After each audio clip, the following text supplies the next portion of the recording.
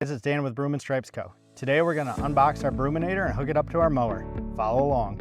In your box you will find 2 round tubes, a square mounting plate, the red broom mounting plate, a package containing paracord and broom screws, as well as a hardware package. The tools we will need for this installation are a 3/4 inch wrench and socket, a 7/16 wrench and socket, and a Phillips head screwdriver or drill.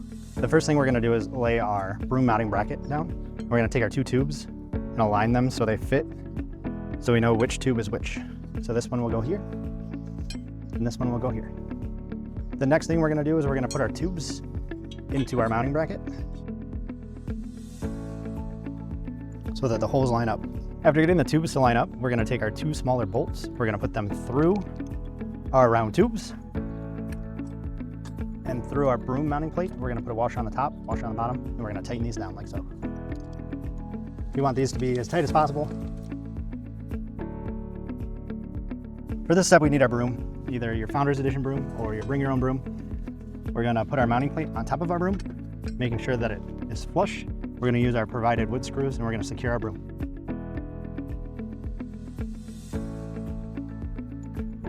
Now that we have our broom secured, it gives us an indication of where we should put our square post. For some mowers, this will go on top. Some mowers, this will go on the bottom, depending on the height of your riding mower.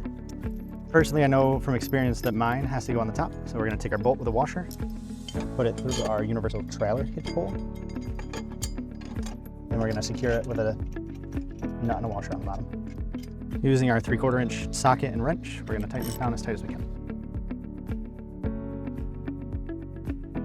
Now that we have it tightened all the way, we're going to center it. We're going to take our mounting device with our long screw and washer. Washer goes on each side.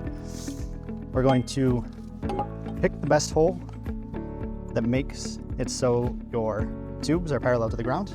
In this instance, it's going to be the bottom hole. Once we get it all the way through, we're going to put our washer and our bolt on. Now that we have our washer and bolt on, we're going to tighten it down. We don't want to tighten this too much because we want our device to kind of free float as we're driving down the lawn. If there's any bumps or ruts, go down or up, kind of free floats. One of the biggest questions I get asked about backing up, whether or not the device will dig in. As you can see here, my lawn is super thick, super dense. So when I do back up, it does dig in and it can actually bend my trailer hitch.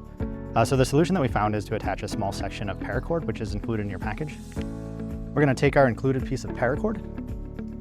We're going to come in through the back side here and secure it.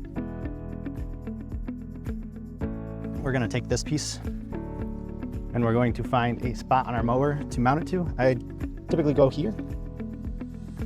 Obviously you want to turn off the excess so you don't drive over it. Now if you're mowing and you need to back up, you just apply some pressure and the device comes up, goes back down. Important thing to note is if your device does drift side to side when you lift up, it will self-correct. This device allows you to customize your weight. I have 2 standard weight plates here. We can put one on each side as long as the weight is equal on both sides. This allows you to adjust the intensity of your striping. You can start with 2.5 pounds. You can change the brush composition as well if you're not getting the desired stripes you like. If you have any questions, please feel free to reach out to me. My email is daniel@broomstripes.co.